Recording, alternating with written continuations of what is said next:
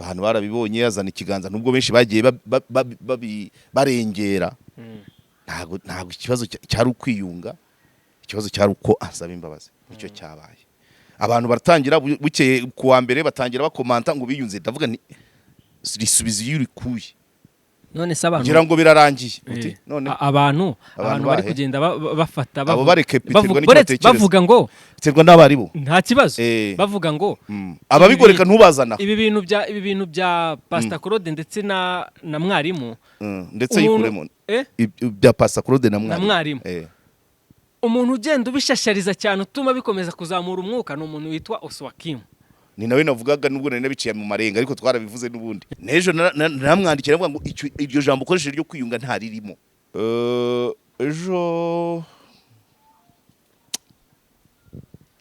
ejo nitabye RMC yego ejo nitabye RMC umuntu yarandeze yareze muri RMC no muri RIB yo ntabwo irampamagara byari bimaze iminsi bivugwa nawe ubwo agenda abitangaza mu biganiro ejo twari kuganira ariko icyabaye reka mpera inyuma byumvikane ngo muraho waba uri umunyeshuri cyangwa uri umubyeyi ufite umwana wifuza kwiga kaminuza ngufitiye amakuru meza Hanika Anglican Integrated Polytechnic ni kaminuza nziza iherereye mu ntara y'Amajyepfo mu karere ka Nyanza tubafitiye amashami atandukanye nka Information Technology, Automobile Technology na Civil Engineering. Ni koko ngimishijwe ikaramu ntiramburura. Marakaza neza muri Hanika Anglican Integrated Polytechnic. Yes, bakunzi ba KOP turabasuje kandi tubahaye ikaze mu kiganiro cyacu cy'uyu munsi twari tubakumbuye namwe mwari mudukumbuye turagarutse nanone na mwarimu wacu tugira ngo tuganire hari byinshi byabaye muri weekend habereyemo ubukwe bw'umunyamakuru mugenzi wacu Eminyawe habereyemo ibintu byinshi habayemo hari agafoto nabonye kari gusirikira ku mbuga nkoranyambaga rwose mwarimu ubona arimo araramukanya n'umutumishi wa Mungu witwa Pastor Claude ni ibintu byinshi byabaye ndagira ngo twiganirire mwarereka ngo mbanze guhikaze asante umeze utese sava ibyo uvuze nta nabyo biciriritse mu byabaye muri no weekend ibiheze ibyo urondoye nibyo nibyoroheje nibyoroheje derukana gukora twakoze kwa gatanu kwa kane avara so kwa kane saa 8 nari mfite kujya mu rukiko nari mfite kujya mu rukiko irusororo mu bujurire ndabyibuka ko kubera ko twatinze gukora nagenda uhukaho isaha nicura hasigaye iminota 10 hari hasigaye nk'iminota 30 ngo urubanza rutangire ubwo ndicura hanyuma ndagenda ngerayo zirenzeho nka 20 ariko nabwo biranga ikoranabuhanga riradutenguha ntitwaburana ubwo rero ingendo zanjye zose zibamo amasomo umunsi barihangana kubera tumaze iminsi tudakora buri munsi ndawuvugaho uwo munsi cyo nabone mu rukiko haje umwana w'umukobwa n'umudamu ukuzemo ariko batamenyera ibyo mu rukiko baza kuyoboza umucamanza wicaye mu ntebe yo kuburanisha baraza ngo hari icyo twashaka kubaza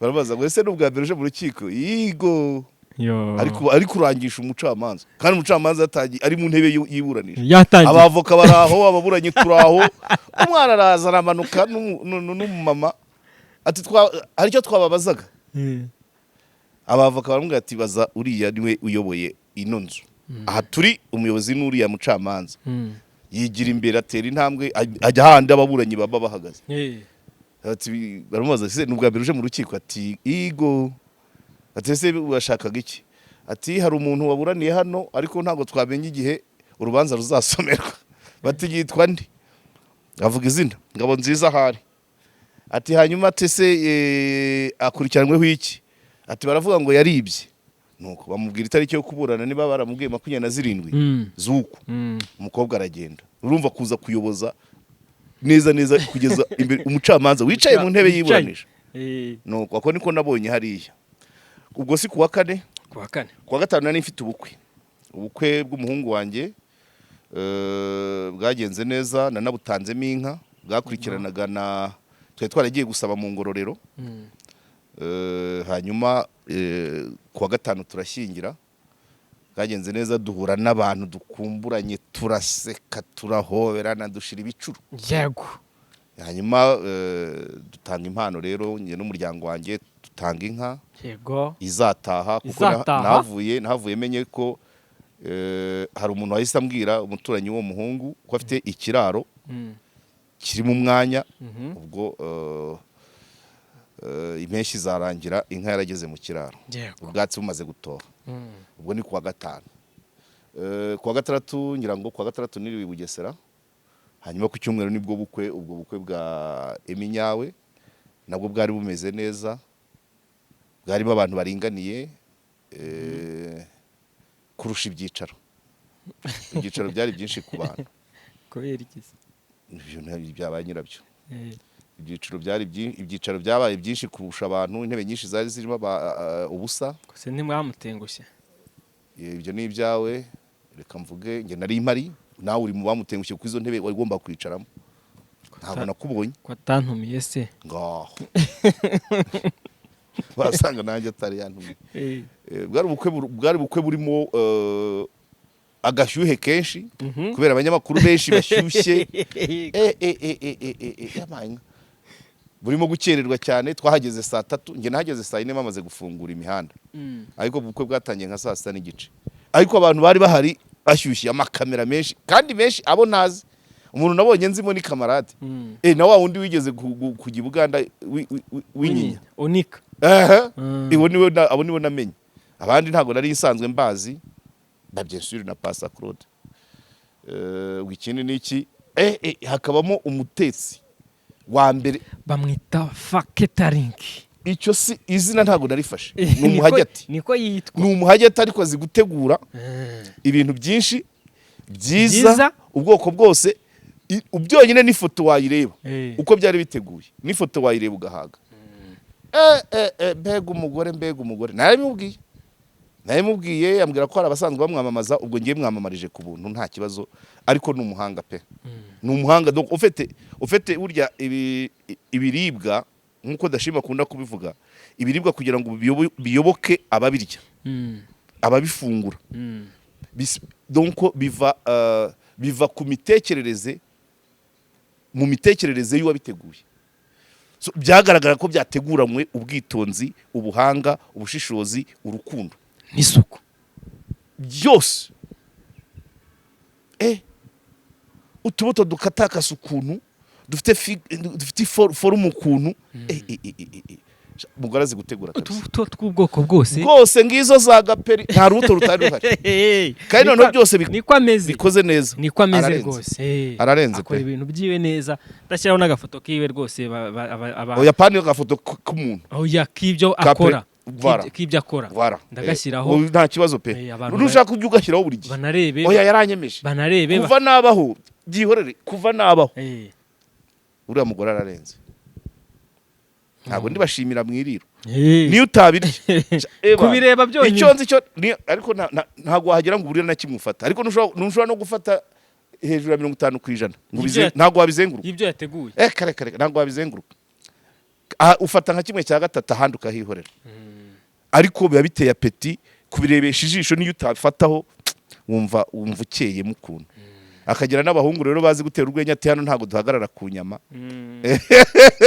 arya babyita umutekano umutuzo ati hano ni umutuzo ngayo nguko ufite muri ako gashyuhe nise kabo banyamakuru ntari nsanzwe menyereye muriramo na mucuti wanjye Pasta Claude wari umaze iminsi asaba abantu ngo bakeneye ko duhura ngo ko twiyunga nkabahakanira message naze guhaye ndavuga ntanye sinkeneye kwiyunga nawe kuko atariho mu buzima bwanjye nabaho ariko mutusaba kunsaba imbabazi abantu barabibonye yazana ikiganza nubwo benshi bagiye barengera ntago ikibazo cyari ukwiyunga ikibazo cyari uko ansaba imbabazi nicyo cyabaye. Abantu baratangira bukeye kuwa mbere batangira bakomanta ngo biyunze, ndavuga ni risubiza iyo urikuye. Icyabaye nuko cyitwa kunsaba imbabazi, aranabisobanura. None se abantu ngira ngo birarangiye uti none abantu bari kugenda bafata bavuga ngo biterwa n'abari bo nta kibazo, bavuga ngo ababigoreka ntubazana ibi bintu bya Pastor Claude ndetse na mwarimu ndetse yikuremo bya Pastor Claude na mwarimu. Umuntu ugenda ubishashariza cyane utuma bikomeza kuzamura umwuka ni umuntu witwa Oswakim. Ni abantu bari kubivuga bakavuga ngo niba ibintu by'abantu ku giti cyabo ubwo bafite icyo bapfa na Oswakim, nge ntacyo dupfa. Oswakim niwe muntu wamfashe ya mbere ambwira, ni nawe navugaga nubwo nari nabiciye mu marenga ariko twarabivuze n'ubundi. Ambwira ati se hari icyo byagufasha nguhuje na Claude mukiyunga. Ndavuga nti sinkeneye kwiyunga nawe, nari bimwandikiye message zirahari ntanazisoma. Ndavuga ni nyine azansaba imbabazi ariko kwiyunga nawe sinkeneye kwiyunga nawe, byakwizana ariko ntabanye nawe si ntibyambuza kubaho.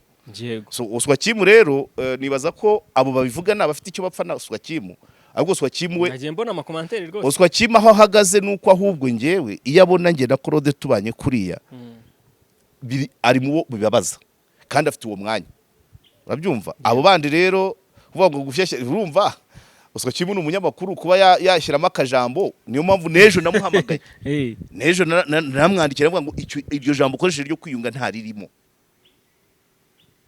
arabikosora aranampamagara. Navuga ni niba wumva numara kurikosora oneya live mu kiganiro ukavuga ko icyabaye atari ukwiyunga ari uko Pastor Claude asaba imbabazi, numara kubikosora umuhamagara ndakwitaba. Nyuma yaho amaze kubikosora arampamagara ndamwitaba, na nyuma yaho nawe ahamagara na Pastor Claude, ariko ntabwo Oswakim birimo byo kubyangiza. Ari mu bahangayikijwe no kuba nge na Pastor Claude tutabanye uko bikwiye. Ntabwo rero abavyita ngo arabishyashyariza, ntabwo ari abakeopi, ntabafite izindi nyungu. Ntabwo bihagaze. Yego. Gusa nyine ubwo ikindi tukiri ku bukwe, ikindi cyasekeje nuko wari se w'umwana yego yaje umugeni twamaze kumubona. Yaje tugeze gutanga impano, habuze gato ngo abe yayoberwa n'umukazana. Se umwana ari hakererewe se, ubwo si Kinyarwanda vuga n'ucyumvise. Oya ntabwo mvuze ko yakererewe, yaje twamaze guhabwa umugeni. Sibyo hano haba abantu bumva yaje tugeze mu mpano. Ibindi up to you to qualify. Yego yaje tugeze mu mpano, mbese habuze gato ngo n'umukazana muheberwe yari ataranica ko yari atarananywa fanta. Yahageze impano ariko zitangiye, abari we baheraho bamuha inkoni bamwambika n'ingofero. Icyo nacyo cyari igishya, ariko nkashima umuryango ku ruhande rw'iwabo w'umugore wa Emi. Umuryango mugari ushyira hamwe witabira. Ndavuga ku mpamvu ebyiri. Abantu baturutse za Sake Rukumberi bageze muri sale saa 3. Abanyakigali batangira kuhagera saa 4 n'igice, nanjye nge nahageze bwa mbere saa 4 n'iminota 5. Abandi bose baje nyuma. Bivuze ngo sinzi umuntu wakoresheje terime ngo ni nka wa mwana uturiye ishuri agakererwa kurusha abaturuka mu gishanga. Batunyujemo ijisho. Abantu bavuye Rukumberi ndabashimira cyane, benshi beza bazindutse bashyize hamwe. Ikindi kidasanzwe namenyeye hariya, yego, n'abantu biteguye kuva kera, bari bamaze igihe bitegura, kubera ko umudamu umwe uba hano kuri KOP ukurikirana ibiganiro byanjye yarambwiye ati igihe Emi afungwa abaturage abazataha buriya bukwe bari baramaze gutanga amafaranga y'imodoka zizabazana. Afunzwe inkuru bakimomo hariya, bamwe batekereza ngo none se ngo amafaranga yacu bazayadusubiza. Bamva? Yego. Umwe agenda abwira undi, buse bazayadusubiza. Buse ntibamaze kwishyura imodoka, ubuse nyine imodoka zayadusubiza kubukwe bupfuye. kubw'amahirwe inzego dushima, inzego dukunda zirabyumva ko mu muco w'abantu si n'abanyarwanda bonyine kirazira kikaziririzwa gufunga umugeni. Byaterwa n'ibyaha yakoze, ariko kuvuga ngo yatwaye yanyoye n'undi icyo yakemera gusibama ntiyasibanganya ibimenyetso, barakoze baramurekura, ubukwe burataha.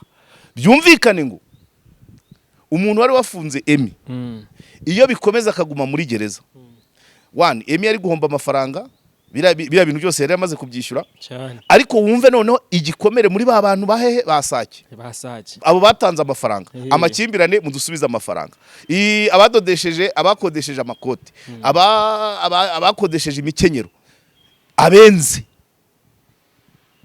ibyo byose ndumva ngo rya kosa rya Emmy nubwo atari byo atagomba kubyongera n'undi wese abireke, rya kosa rya Emmy ryo kujya mu muhanda yanyoye ryari rigiye gukomeretsa abantu benshi ku ruhande rwo kwa sebukwe n'abandi.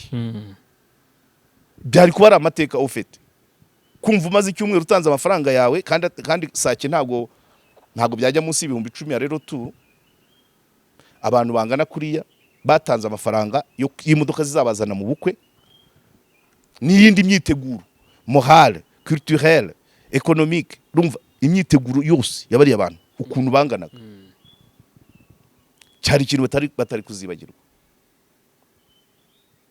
Akantu gato ikosa rya Emmy mu muhanda ararifungiwe, byangije abantu benshi, Sake, Rukumberi, Jarama, icyahoze ari komine Sake yose.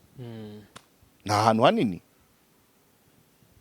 ntibyari kuzasibangana mu mateka, kandi ubwo abo ni abakuru baje mu bukwe, abana basize mu rugo, abasigaye kuko urumva abaje niba ari nka 200 hirya bari basize abandi nka 400 bose bafashe iry'iburyo ku bukwe, bumvise ati umuhungu bamuteyemo atanya ubuse baradusubiza. Uwo mudamu niko yambwiye, yari yambaye ikanzu y'umutuku, arahita yiyumva ubuse baradusubiza twatanze y'imodoka kuko bupfuye. Kubw'amahirwe abantu baravuga abanyamakuru babibyukiraho babigira inkuru, tubona ararekuwe, ubukwe burataha, impundu ziravuga, babyumva. Yego, iziriya mpundu kuzisibya byari kuba ari umuvumo. Antuka umuntu wari ufite dosiye ya Emmy yarebye kure. Ubukwe ntabwo ari ubw'umuntu ku giti cye. Reba Sara, abantu bagera muri 700 n'ababashamikiyeho n'ibyagiyeho mu buryo bwa finance. Yego, wabasezeranyije nawe yari yariteguye uriya munsi atawuha abandi, iriya saha atayihereza undi, ibaze iriya sare nta wundi bayiha yishyuwe. Ibyo bintu byose kubera amakosa. Ubwo bishatse kuvuga ariko n'ubundi nawe mugira inama n'abandi, ubundi bavuga ngo nta mukobwa usamara asabwa. Icyo ni Ikinyarwanda. Nta mukobwa usamara asabwa. Nuvuga ngo nta mugeni usamara. Wageze muri periode y'ubukwe wamaze kwitwa umugeni, ubundi wakabaye no gutwara ubyihorera, bakagutwara wowe ukajya mu mibare, sare rishyuye rerere iki urajya kuri vora usigaje icyumweru ngo ukore ubukwe. Ibyo nabyo ni ugusamara, ibyo ni ubusamazi. Ntabwo yagombaga gutwara ibyo kunywa we yanywa, ariko ntabwo ari uwo gutwara. Ibyo byonyine no kugonga, probability yo kugonga ni ndende kubera imyiteguro y'ubukwe imuri mu mutwe. Intwererano zitaraza, abakameramani wenda bo yarabafite benshi, ariko wenda uriya mudamu za watermelon zigomba kuva hehe zitaragera. Ndabyumva. Ibyo bintu byose donc uniwe nundi wese utegura ubukwe yakabaye ukimara gufixa itariki uritonda ugataha kare, abo muganira bakagusanga aho uri, nta gukora ingendo ndende kugira ngo ejo utahura n'ikindi gisitaza bikitirirwa societe yose igakomereka kubera wowe kwa gutigengesereye. So yagomba kwicara hamwe. Rero twagize amahirwe pe, umuntu wari ufite iriya dosiye uwamunyereka, uwamumbwira, namushimira cyane. Yarabyumvishe, yumvishe icyo bisobanuye kwitwa umugeni. Umugeni, umugore utwite, umugore uri ku kiriri, abo ni abantu bubahwa bimwe na bimwe ukabyirengagiza cyane. neza umugore utwite yicaye imbere mu modoka hari umupolisi umufatira sentire kareka none kuki abyirenga kubera uwo muntu nyine uko umuryango umufata sibyo yego hari ibyo hari aho ugera nyine amategeko ukayirengagiza kuko amategeko ashyirwa mu bikorwa mu bantu akomoka kandi agomba kuvoma mu mizi y'umuco. Amategeko habanye n'umuco ntabwo bihura. Iyo wapuritse amategeko cyane usanga babangamiye umuco, kuko ubundi itegeko rivuga ngo utwaye yasinze wese bamubike iminsi ingahe. Ubwo niko byari kugenda, ariko bashyize mu gaciro bareba icyo umuco usaba. Ako kara gaciyemo umudamu ndongera mushimire, ariko akaru ko gusubizwa amafaranga yarakambwiye numva nkaraga ubwonko numva bya bintu byari bikaze. Twabireberaga hano i Kigali gusa, kumbe hari aho byari bikaze abantu baratanze amafaranga yabo batuka burapfuye mudusubiza amafaranga yacu, bagatangira amakimbirane bakavuga ati kanaka yafashemo 5 bagatangira gushwana yariye shoferi yayabima nawe ati nuko asanzwe. Urumva hejuru ikosa ryo mu muhanda, urumva ibyo byari rikoze Rukumberi, Sake, Jarama, Mugesera, Zaza, abo bantu bose iyo mirenge yose yari guhungabana. Yego utaratubwira rero icyo utuzaniye mu gasoki k'uyu munsi, ndagira nkwibarize ya gahunda igeze he ya wa mubyeyi, hari ikiyongereyeho ubwo deruka? Yego urakoze cyane. Byariyongereye. Etape tugezeho nuko amaze kubona ihene 2 zonsa 2, ubwo ne 6. Mu kwa 12 araba afite ihene 6. Izo hene ejo nabishyize ku rubuga, izo hene nzazishyura 270. Imwe 125, iyindi 145. Zose zonsa 2. Ubwo mbese mu kwa 12 araba afite ihene 6, kandi ikigamijwe si umubare w'ihene, ni amatoni y'ifumbire cyane. Siyo target se? Ihene zizana ifumbire ikafumbira imboga, abana ntibarware bwaki kuko nta kujya kuzigura, asoroma ku muharuro. So guhera mu kwa mbere ntarabagura imboga kuko ifumbire arabayifite. Ubwo icyo dusigaje, izo hene ndazishyura no munsi, icyo dusigaje ni ya sambu umurima bagomba gushaka. Ubwo mu mafaranga tugeze muri 620, ngira ngo 29, turabura 180. Ubwo ayo niyo asigaye tuzayabona ndabyizeye bagenda biyongera. Urakoze kunyibutsa icyo kintu. Ubwo niba ubwo ubyibutse twibutse tubaze tunamamarize Mero. Ejo twari muri Spiro, urana nabo barimo baraza Spiro, sibyo? Yego. Urana Spiro iri hafi, irimo irakomanga. Hari nabandi bari gukomanga baba engineer. Hanyuma Mero rero Sibilink ni naba engineer electronicien, manza ariko nabita abantu bakora ama software ku managinga business. Bafite Mero Quick na Mero Loco ngira ngo. Abo rero bagwa software wifashisha mu kumanaginga business yawe uri kuri. Yego. Kandebe nimero bushije nizo ntari navuze. Bakora ari Kicukiro munsi ya station Karane, uzamuka kujya Nyanza ya Kicukiro urenga akabari bita Juru. Hanyuma mbere yo kugera kuri station Karane, Juru nakabari kari gakurikiranye n'ahantu hari sale bita Ahava River nuko. Yego. Usa n'ugana no Breza. Ukireba nimero rero abantu bafite amahoteli, amaresitora, amabare mubagane, ibyo byose barabibafasha kugira ngo nta muntu ushobora gukora gucuruza uko utamubwiye, kugira ngo ubirinde igihombo.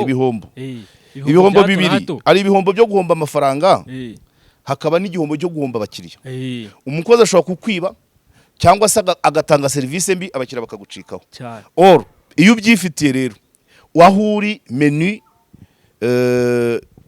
bagukora programme ku buryo umuntu aje akameza yicayeho ahita agira gute afotora QR code, agahita abona menu, akongera akanakora commande akohereza bikagera kuri reception kuri shefu agahita yes bohereza kwa shefu ahita Nibyo. umuseriveri aza kuzaniye ihoteli yakoresheje Melo ntago ushobora kumva ngo tsu muri ako kabari uhamagara ndetse oya ubikorera aho uri ntabyo kubaza ngo harya witwa ndedi oya umuseriveri akugeraho azanye ibyo ariko ibyo kumushaka ngo ngwino tugutume aya reka ndebe nimero hari agastori ejo bundi muzehe nyakubahwa perezida Paul Kagame yavuze avuga ati twagiye gukina tenisi hanyuma tuvuyeyo tujya kuruhukira hanze ari ahantu yavuze ejo n'ejo narahanyuze tugira ngo bagire icyo baduha batariko twahavuye ntacyo dufashe ahubwo baraje baratwihoberera kandi amakuru mfite nuko hari ahantu n'ubu ariko hakimeze barahavuguruye ariko mu serivisi ngo ntiziravugururwa uyu muntu rero Santusi nimero ze 07 80 06 72 33 bazadukorera akavideo tujye tukanyuzamo ariko icyo nshaka kubabwira nuko kandi tumaze kubona amakosa menshi ngewe nari maze kubabwira uko byangendekeye kuri Muhazi kuri Muhazi badusaturira ifi bazitebyiri ifi imwe barayisatura barubika bati nebyiri mu kanya tugiye gukoresha fagitire dusanga buri kintu uko twaje tukizi bongereyeho 500 kandi twaje twebwe dufite menu twahawe na nyiraho tumusiga i Kigali turagenda tugezeyo bariya batazi ko twavuganye na nyiri business bashaka kudutuburira turamuhamagara bakanja amanwa ubwo nyimara kubivuga tugeze kuri yafi ifi byabaye ngombwa ko bakora imwe bandika ko ari imwe ariko fagitire bateganyaga gukora imwe tukabatumaho bakanga none bagezaho kwisobanura bavuga ati oya uwo mwahaye commande yumvise nabi yagize ngo nimwe ariko muri fagitire ari kuzana ngira ngo iyo story natanze yo kuri Muhazi niyo yatumye Mero bahita baza bati twebwe dufite igisubizo cyane nundi wese ufite business acungira distance uri Kigali business yawe iri Gahini uri Muhanga business yawe iri ku Gisenyi egera CB Link baguhe Mero nibyo bafite n'amamashini yabugenewe yabyo good hanyuma uyu munsi nabyo bijyanye n'ino mihanda umunsi bijyanye n'ino mihanda kuko ikigaragara nuko hari imihanda itaharuye itegeko rya 20 ntuzigere ujya ku ruhande rw'umuntu n'umwe ab'ubwenge buke nibo birukira gufata uruhande mu bije byose ntuzigere wegamira ku ruhande na rumwe rw'icyo ari cyo cyose ahubwo buri gihe ujye uba ku ruhande rwawe wowe ubwawe nugumana ubwigenge bwawe uzahinduka umugenga w'abandi niyo uzabagenzura bizatuma baguhanganira buri wese ashaka kukwigarurira ntuzigere ujya ku ruhande rw'uwo ari we wese ahubwo uzashakwe na bose niwemerera abantu kumva ko bagufite ku rwego urwo ari rwo rwose uzatakaza ububasha bwawe bwose imbere yabo mu gihe cyose utahisemo uruhande uru cyangwa se ruriya bazahatana cyane buri wese ashaka kukujyana ku ruhande rwe igihe uzabaho buri wese yumva afite amahirwe yo kuzakujyana ku ruhande rwe uzunguka ububasha bwinshi buturutse mu mbaraga bazakoresha bakwirukaho umwamikazi Elizabeth wa mbere wayoboye ubwami bw'Ubwongereza kuva mu 1558 kugera mu 1603 azwiho kuba atarigeze ashaka umugabo bamwitaga umwamikazi w'isugi Robert Greene akoresha urugero rw'uyu mwamikazi ashaka kubwira abantu ko bakwiriye kubaho nk'uyu mwamikazi ntibafata uruhande na rumwe mu cyari cyo cyose ntibagira umuntu n'umwe bumva ko abafite baha icyizere ariko ntubahe kunyurwa ngo bumve batuje kubera ko bagufite ugomba kwiga ibintu bizakuza kandi bigatunganya isura yawe mu buryo ihinduka amayobera kuri benshi kandi kifuzwa ntuzigere na rimwe uca umuntu intege ngo umwereke ko atakubona ariko nanone ntuzigere umwiha iyo bigenze bityo ntabwo bituma bakwanga cyangwa se ngo bakurakarire ahubwo barakubaha ibi bikongerera ububasha kubera ko biguhindura umuntu udafatika byoroshye aho kugira ngo uzabeho ku gitutu cy'itsinda wishyizemo rihora rishaka kukujyana aho rishaka uko abantu bazagenda bakumenya nk'umuntu wigenga niko abandi benshi bazakomeza kukwifuza buri wese azaba ashaka kuba ari we ubasha kugufatisha uruhande umunsi uzafata icyemezo cyo kujya ku ruhande runaka ni nawo munsi ubufindo buzagenderaho uzahinduka nk'abandi bose abantu bazakoresha uburyo bwose bushoboka kugira ngo bagushyire ku ruhande rwabo igihe nta muntu mufitanye kontra cyangwa se ntawe ufite inshingano zo kuba ku ruhande rwe ububasha bwawe burakura bazaza baguha impano nyinshi cyane, bakuhagiza amahirwe atagira ingano bagamije kugushyira mu mwanya aho uzaba ufite inshingano zaba izo gukorera itsinda cyangwa se umuntu runaka, ibintu bizagutwara umwanya n'igihe. Izo mpano n'ayo mahirwe niba ubishaka uzabyakire, ariko uzirikane ko ari ngombwa cyane kugumana ubwigenge bwawe. Ntabwo ugomba kwiyemerera kugira inshingano ko ari we wese muri iyi sosiyete. Uzakore ku buryo bakomeza kukwitaho kandi ukore ku buryo nabo babona kubitayeho, ariko ntuzigere ujya ku ruhande rwabo ngo bumve ko bagufite. Intego ntabwo ari ugukura abantu mu buzima bwawe cyangwa se kugaragaza ko udafite ubushobozi bwo gufata uruhande no guhitamo. Intego ni ugukomeza kwifuzwa. Kwifuza bimeze nka virusi. Iyo tubonye ko umuntu runaka yifuzwa n'abantu benshi, natwe dutangira kumwifuza. Nk'umwamikazi w'isugi, ugomba gutuma abantu bose bakwifuza, ariko muri bose nta n'umwe uzi ko atakubona. Ntuzigere ureka abantu ngo bakujyane mu ntambara zabo zidafite umumaro. Uzigaragaze nk'aho ubyitayeho kandi ubishyigikiye, ariko ushaka uburyo ubaho ntaho ubogamiye. Bareke barwanira ibyo barwanira bidafite umumaro, wowe wihagarariye ku ruhande, ubarebere ubundi utegereze. Kera kabaye, imirwano yabo nirangira bazahindukira buri wese ashaka kujya ku ruhande rwe. Ibi byose ariko kubishobora bisaba kumenya kugenzura amarangamutima yawe. Ntuzigere na rimwe wemerera imbabazi cyangwa se impuhwe zikurimo kuguhuma amaso ngo usange wabyinjiyemo. Buri gihe uzagaragare nk'uwitaye ku bibazo by'abandi, yewe rimwe na rimwe wigaragaze nk'aho uri ku ruhande rwabo, ariko ubikore mu buryo imbere muri wowe ugumane imbaraga zo kuguma ku ruhande no guhagarika amarangamutima yawe mu gihe akazi kayo karangiye. Uzabaha impano, uzabareba ijisho ry'impuhwe n'urukundo, n'ibinashoboka rimwe na rimwe uzasuka amarira, ariko imbere muri wowe ugume kure yabo. Uzareke rimwe bumve kuri kumwe nabo, ariko ntuzakomeze kubagaburira icyo cyizere kugira ngo ushobore kugumana ubwigenge bwawe.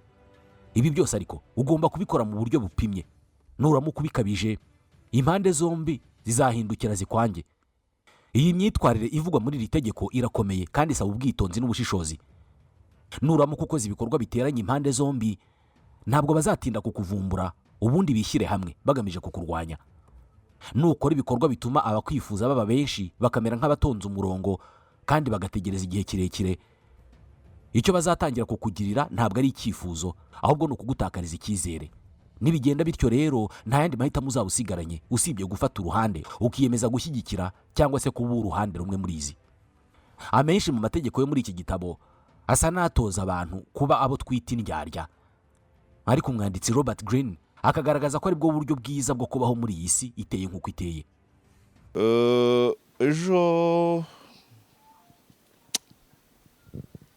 Ejo nitabye RMC. Yego.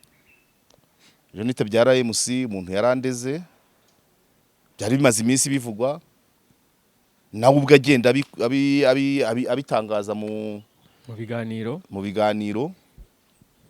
Ejo twari kuganira, ariko icyabaye reka mpera inyuma, ntabwo ikirego cyakiriwe. Impamvu kitakiriwe ni iki? Abantu n'abandi babyumve ko abakozi bo muri RMC baramwigishije, natwe turafatikanya. Ngira ngo ni umuntu wari yarandeze avuga ngo shyigikira Theogene Manirakiza. Bati Theogene Manirakiza se amushyigikira mu biki? Ngo Theogene Manirakiza asebya inzego z'igihugu. Hanyuma bakamubaza ati se izo nzego ko zifite abavugizi wowe urinde? Ati ndi umunyarwanda. So nukuvuga ngo ikibazo cyarimo ni ikihe? Ikosa singe narikoze. Yandegaga gushyigikira uwarikoze, kandi uwarikoze ntiyarezwe. Cyo si kimwe? Cyo ni kimwe. Niyo byabikosa, niyo byabibyaha, uwabikoze arahari. Kuki ureba umushyigikira? Uwarezwe siwe wagombaga kuregwa. Cyo ni kimwe. Hanyuma nanone ikosa akora nirihe? Ngo gusebya inzego zose zo mu gihugu. Bakamubaza ati se ko zigira abavugizi, zigira n'abayobozi, kuki ari we watanze ikirego zo ziraho? Ati rero ikirego niba ibyo bakora ntacyo byagutwaye, kadutegereza izo nzego, kandi nazo niziza ntago zizaza kurega Karegeya, zizaza kurega Theogene. Si byo se? Yego. Urare gushyigikira ukosa umureba niba ari byo. Nuko ariko twabiganiyeho umwanya munini, arasobanura, nawe aza kumva ko n'ubundi ahindura n'imvugo avuga ko atari ikirego, nyamara nyuma avuga ko yareze muri RMC no muri RIB yo ntabwo irampamagara, ariko na RMC ntabwo yampamagaye byo kuvuga ngo njye kwisobanura ku kirego, yampamagaye byo kugira ngo n'uwo muturage yigishwe. Ntabwo twarimo tuburana, kuba muhaye ijambo arongera asubiramo uko biteye, bamubaza ibyo bibazo avuga ati n'ubundi ntabwo ari ikirego, ariko n'ubundi ndetse no muri RIB. Icyambere uriya muntu ikikomeye cyane cyari kirimo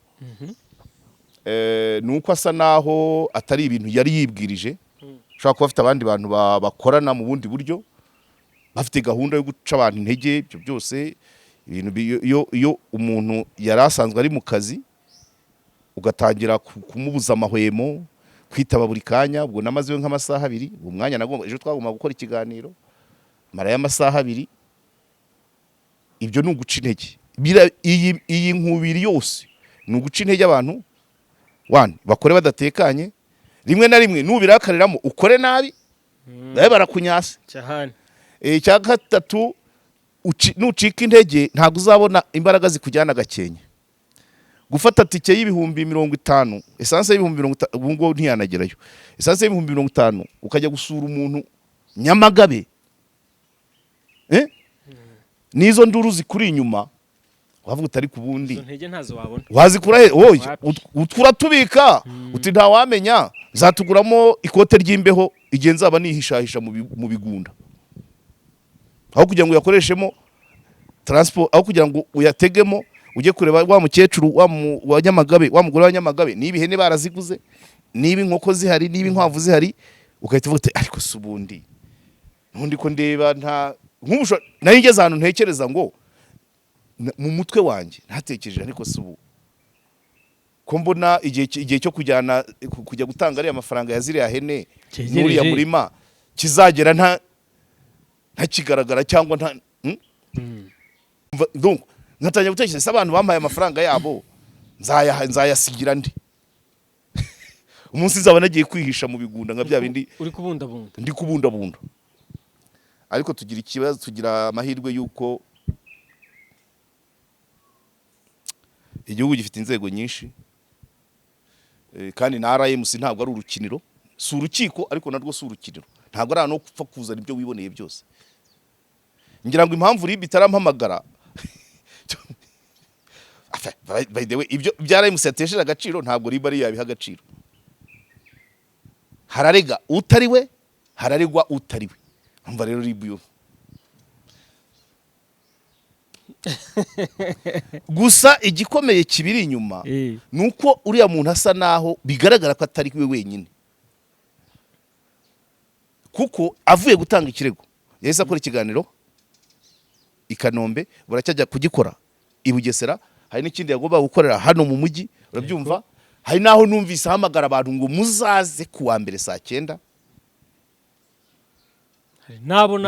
Hari nabo yahamagaye yavuga ati mwaretse nkaza nkakora ikiganiro mbivugaho ngaho, urumva ni kampanye, bakamubwira ati platform ntijyeho ibyo bintu. Eho ni hehe ndaza kubakubwira naha ngaha amaye nuko uretse gatoya urubyumva. So bivuze ngo abantu babyumve muri iyi sense, kuba muri RMC byakemutse ntibivuze ko ikibazo cyuriya muntu cyakemutse, azaca mu zindi nzira. Kuko icyo yari akeneye si uko ikirego cye cyakirwa, icyo yakeneye ni uguharabika amazina y'abantu. Ubundi mu buzima busanzwe ntabwo ibirego byose bitanzwe birara bimenyekanye ku mihanda. None amaze gukora ibiganiro bigera muri 3, aho yasabye bakabimwima bo ni benshi cyane, babyumva. Ahamagara bose abihamagarira. Icyo nicyo nagize ikibazo, abaza ngo kwa dutanze ikirego muri RMC urega abanyamakuru b'umwuga, kuki wasohotse ujya mu bataraba umwuga ukajya gutanga ibiganiro. Aratangira sinzi kubatandukanya, sinzi, ariko nyuma aza kwisobanura dusanga abazi kuturusha. Urumva igikomeye nge nawe mubwiye na ES wa RMC gukomeza icyo kintu kimeze nka kampanye, kuko none se ubuko nabaye ko ikirego cye kitakiriwe, ibyo yatangaje biritwa iki?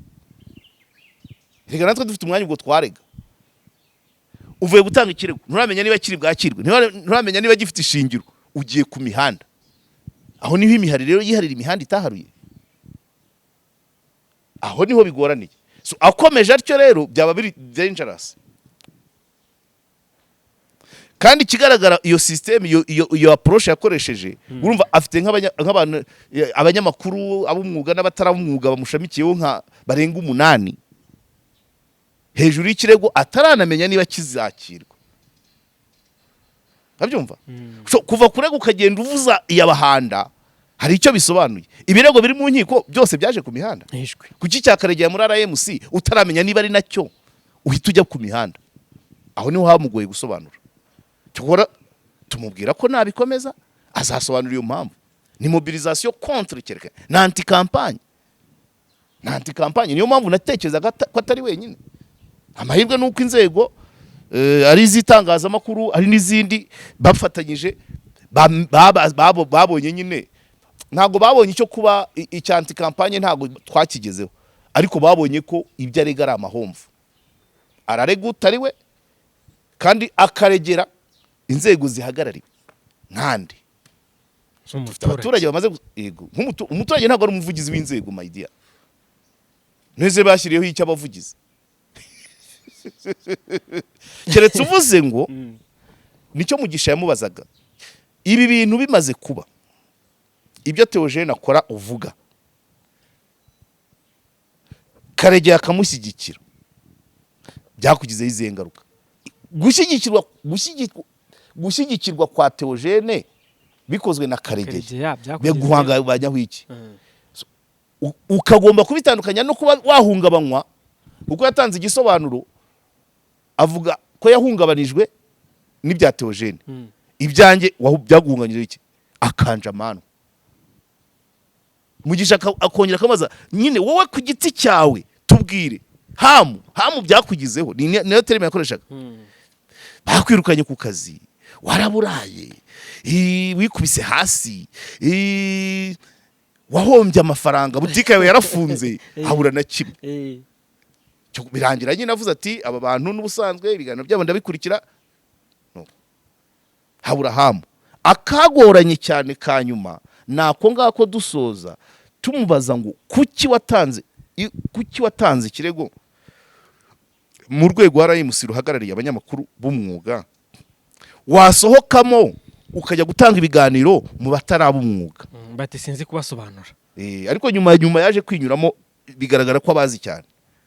Nejo yari yasaga naho ari standby kujya gutanga ibindi. Abasanga mu ngo. Mu bihamagarira cyane. Ukagiza saa 2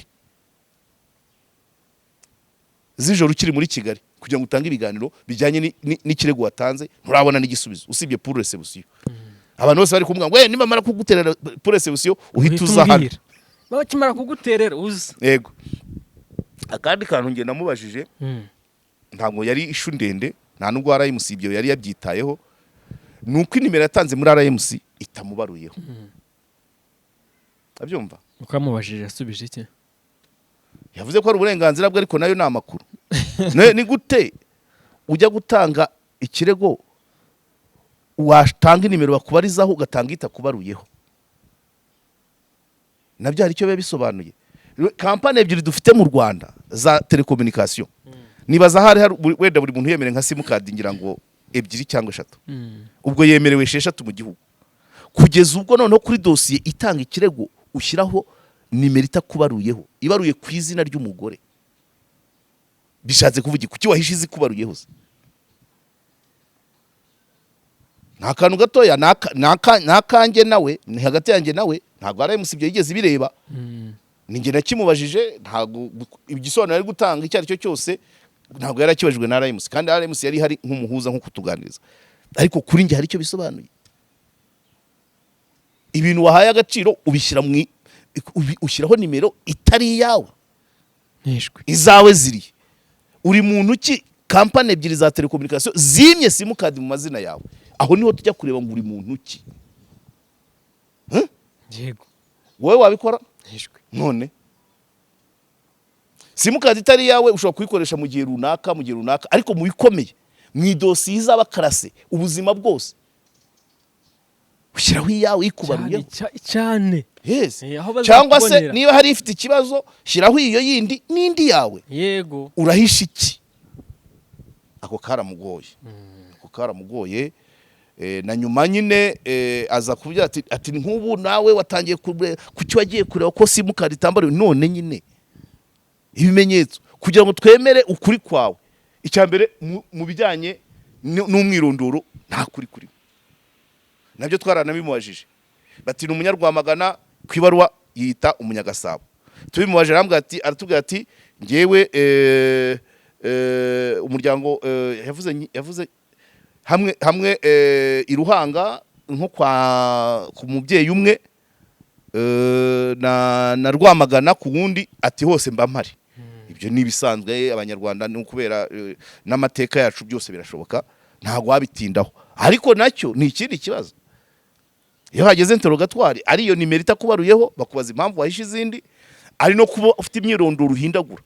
So mwiba ruri umunyagasabo mu kiganiro umunyarwamagana nuko byarangiye nyine ku neza niba byararangiye ariko kuko bikomeje ntago yaba akiriwe urega harega abandi. Niko twabivuganye nagira handi ajya nyine agomba kugira uburyo abisobanura yareba nabi agakoreramo penalty. Ariko still kuri we niyo mpamvu nirinze no kuvuga amazina ye. Kuri we ni success kurega umunyamakuru ukakirwa ikirego ntago cyakiriwe ariko yaraje umwanya yadufashe twari twicaye turi abantu abakozi ba RMC batatu nanjye nawe twicara amasaha abiri. Ibyo ubwabyo ni success kuri ku rwego ariho. Abo bantu bari bafite ibindi bakabaye bari gukora. Icyo ni kimwe ariko arabicaza aratwicaza nanjye ubwanjye umwanya wanjye no kuba n'ubu turi kubivuga nuko nta mazina ndi kuvuga. Kuri we yarazamutse niba afite ibindi ariko niba hari ibyihishe inyuma cyangwa bari kumukoresha abakorana nawe ubwo natwe twagiye mu ngamba nyine uko azabivuga ahandi bishobora kumukururira izindi etape ibindi byiciro sibyo ibindi byiciro binarenze RMC. So ubwo rero urumva ni ibyo ngibyo gusa nyine abantu babyumve nicyo shaka kuvuga. Umuntu uva gutanga ikibazo agasohoka ajya mu mihanda avaha ajya yarafite umwanya iyo ni kampanye watanze ikirego gutegereza bagusubize. Abantu batangira rwose niko bataha bahendeza ari abajya muri RIB ari abajya mu nkiko niko bataha bavuga ngo kanaka mvuye kumurega ngo murebe rubanda rw'umwami kanaka namureze ukava hamwe ukajya ahandi biba byahindutse kampanye. Ni mouvement habaye ikintu kimeze nka ntuza nka inkubiri voilà ni inkubiri yo kwibasira umuntu yego atari kugira ngo agire icyo atakaza haba ku buzima cyangwa se ku mufuka ariko atakaze morale donc urumva umuntu wamuvanye muri morale yari afite ibyo yapangaga gukora byose ubwo birivanze d'abord abigiriyemo ubwoba ashobora no gutangira kwihishahisha umva ugasanga umuntu arimo aragenda yatangiye gukodesha akazu iriya hirya za Buhabwa hafi ya parike y'Akagera za Ryamanyoni na Rwimishinya na Rwisirabo ukava kuri kamera. Icyo ni icyambere kuko buriya twebwe nyine ubwo utari kuri kamera regari kuba ntabwo uri gukora kandi utari gukora ubwo nta kubaho sibyo se. Hari abandi bihisha wenda bifite izindi business zigakomeza zigakora uzi kamera ntayicayeho uyo ntayicaye ubwo nyine nta kurya abana nta kurya nta minerivare iyo umuntu yarakudemorarije gutyo haba ari ibihombo. Icyo ni kimwe igihombo ku muntu ku giti cye igihombo ku muryango n'igihombo ku muryango nyarwanda uko byabera kose bya bintu wakoraga hari icyo byari bimariye abantu iyo babibuze hari ikigabanukaho. Ntago barwara bwakiyego ntago basonza ariko ubwo wabuze nyine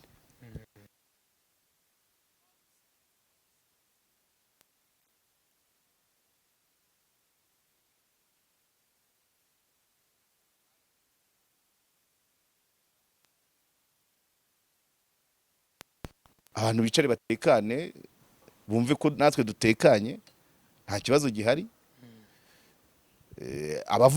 Abakabiriza ko twaba tudatekanye bafite impamvu zabo. Kudatekana kwanjye byaba mu mutwe kubera ko n'ubundi nk'izo muvoma kuri nge ntabwo ari ngombwa. Nk'ejo gahunda yari 9 kandi ubusanzwe abantu bazi ko hagati ya 7 na 10 ubusanzwe ubudahari mba ntari. Ariko urumva kubera ubuyobozi 9 nabyutse. Ibyo nabyo ni ukudatekana. Ariko ibindi umutekano physique nta kibazo gihari. Ni nacyo uwo mugabo banamubajije namubaza atari ko se aturi kuvuga ko Karegeya yashigiye Theogene ngo asebye inzego, hanyuma Karegeya agashyikira usebye inzego azirimo azigana aziganiriza bakorana zimuri iruhande agakanja amano kurumva ntacyo yasubiza. Sino tumeze neza nta birenze abantu benshi baravuga hari igihe nkorana ikiganiro umunaniro bakavuga ngo dore ubwoba.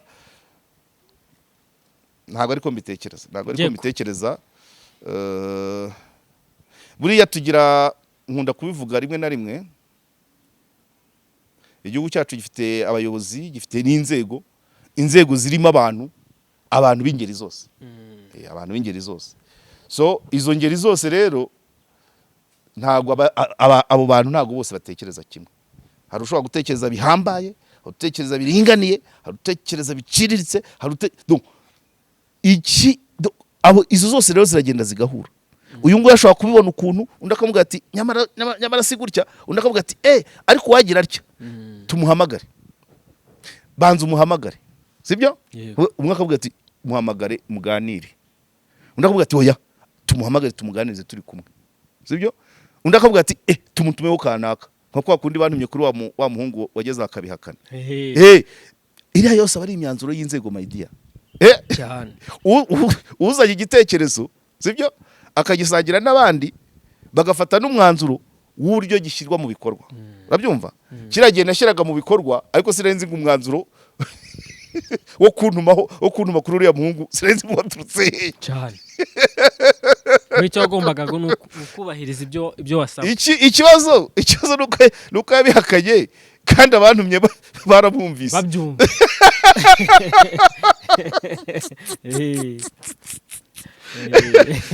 Niko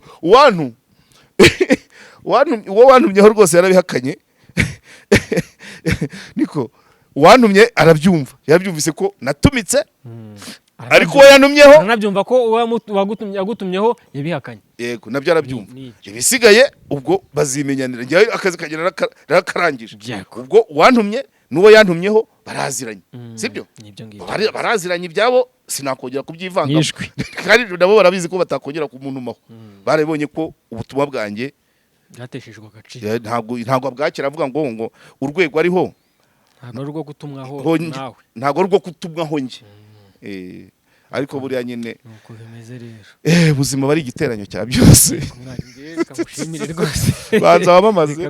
Ariko nanone ntumikira badutumye nka Premium Construction Group ni abaenjeneri beza cyane rwose b'abahanga. Iyo ufite amafaranga yawe, ufite ikibanza cyawe, ibyo barabigufasha bagatangira bakakubakira inzu yawe kandi nziza ikomeye, bayihera hasi bakayigeza hejuru, bakaguha inzu imeze neza cyane.